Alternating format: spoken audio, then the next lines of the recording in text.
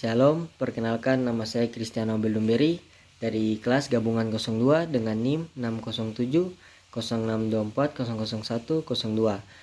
Sekarang saya akan menjelaskan deskripsi tugas besar 1 agama Kristen saya yang telah saya rangkum dari ibadah pekan yang pertama sampai ibadah pekan yang ke-8.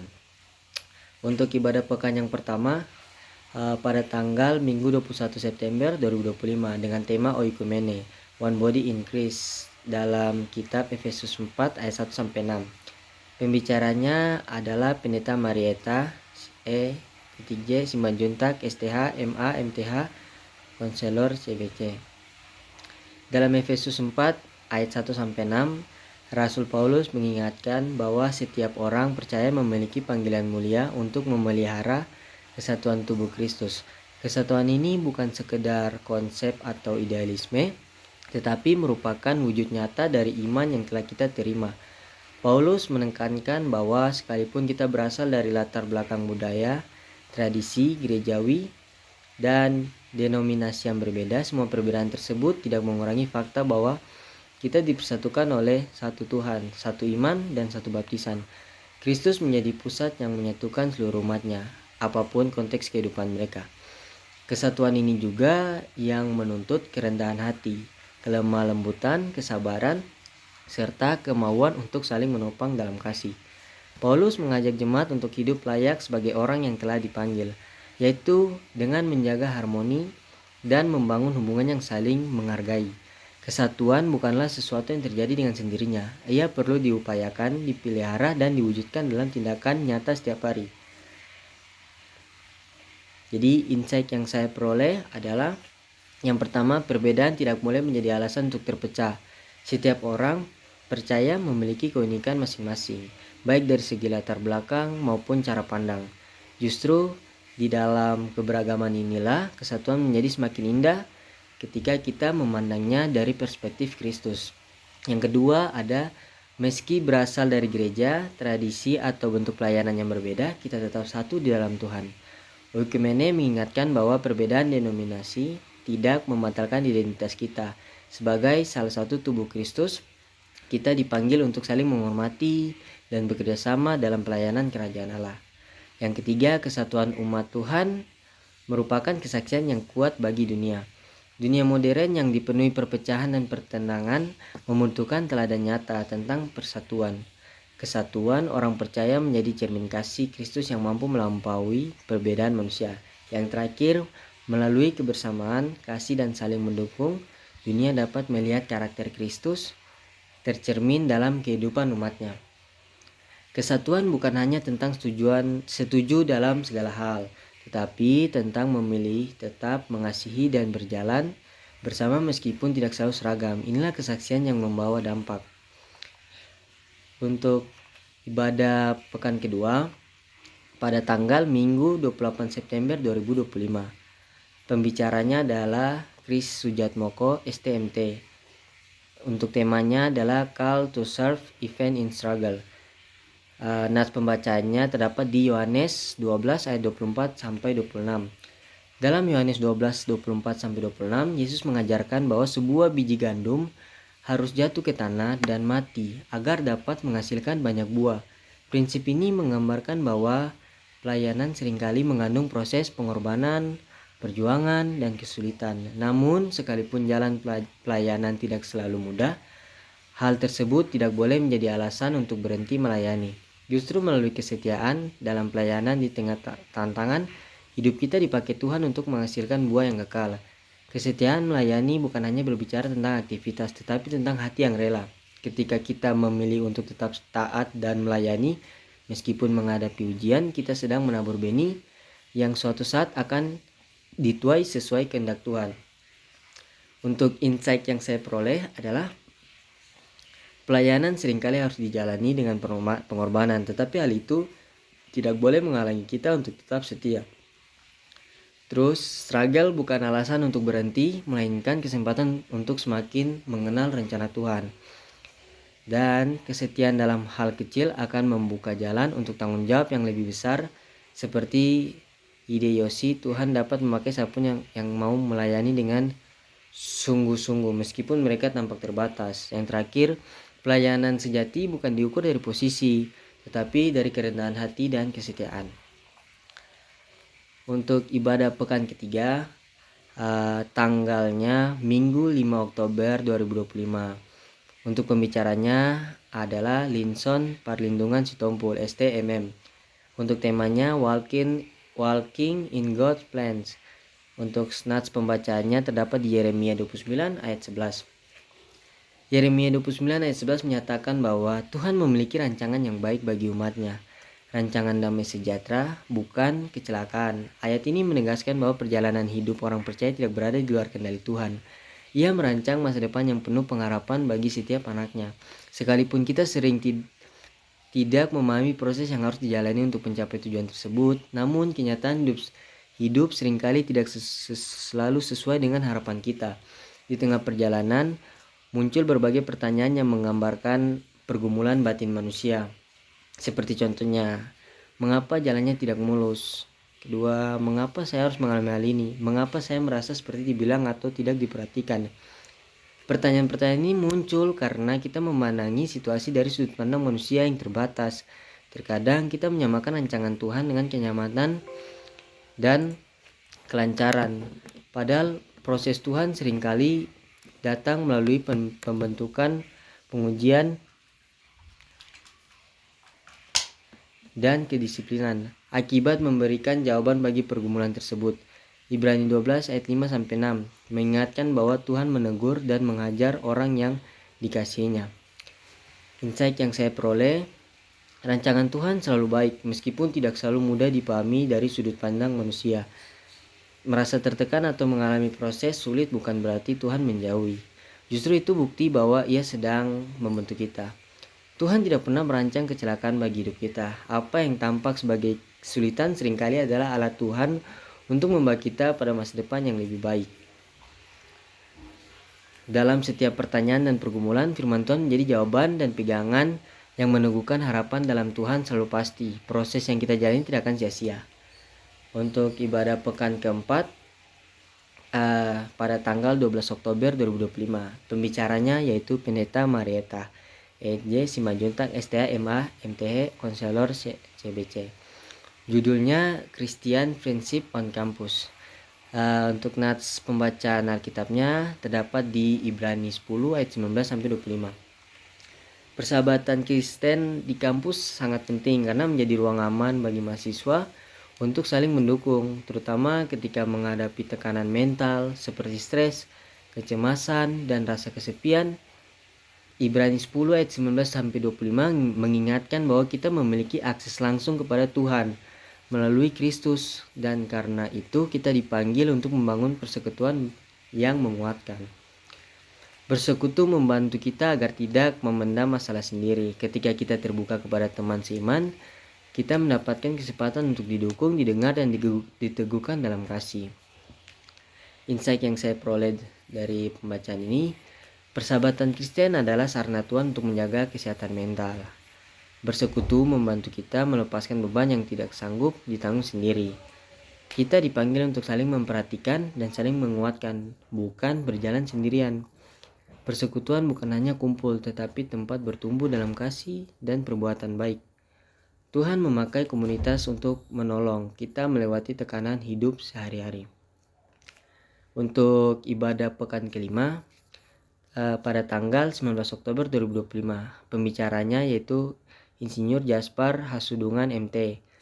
Untuk pembacanya terdapat di Filipi 4 ayat 13. Segala perkara dapat kutanggung dalam Dia yang memberi kekuatan kepadaku.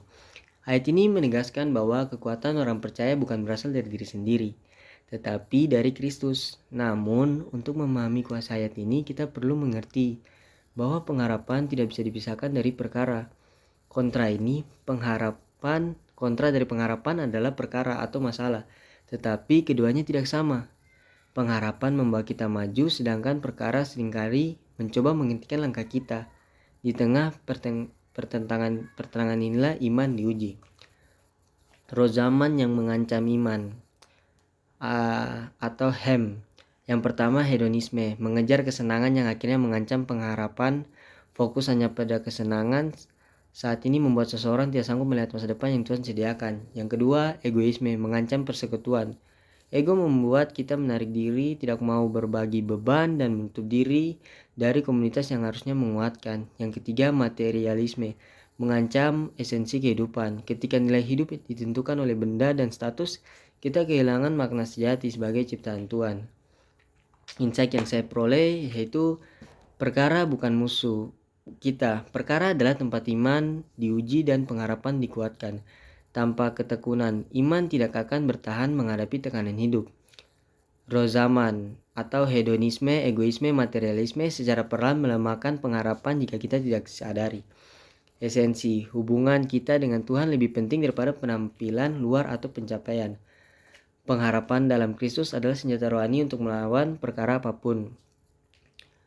Untuk ibadah di pekan ke-6, tanggal 26 Oktober 2025. Judul, respon yang tepat saat tekanan datang. Pada nats pembacaan terdapat di kitab Yakobus 1 ayat 2-4. Pembicaranya itu PS Lina Arya. Jadi untuk di ibadah pekan ke-6 saya memilih untuk ibadah online. Di dalam kehidupan, khususnya dalam lingkungan kampus atau pelayanan, tekanan datang dalam berbagai bentuk: deadline tugas, ekspektasi keluarga, konflik relasi, serta pengumpulan batin dan rohani. Video ibadah ini mengajak kita untuk memiliki respon yang tepat saat menghadapi tekanan tersebut, bukan respon yang terburu-buru, defensif atau pasif. Respon yang tepat bermula dari pengenalan bahwa Tuhan telah hadir, bahwa kita bukan sendirian, dan bahwa setiap tekanan dapat menjadi kesempatan bagi pertumbuhan rohani. Dengan sikap yang benar, kita bukan hanya bertahan, melainkan bertumbuh dan menjadi terang bagi orang lain. Insight yang saya peroleh yaitu setiap tekanan bukan hanya tantangan, tetapi peluang untuk menunjukkan karakter Kristus.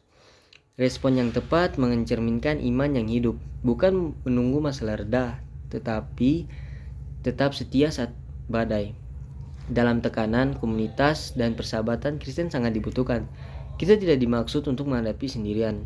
Membuka hati kepada Tuhan dan kepada sesama adalah kunci agar tekanan kita tidak merusak tetapi membentuk.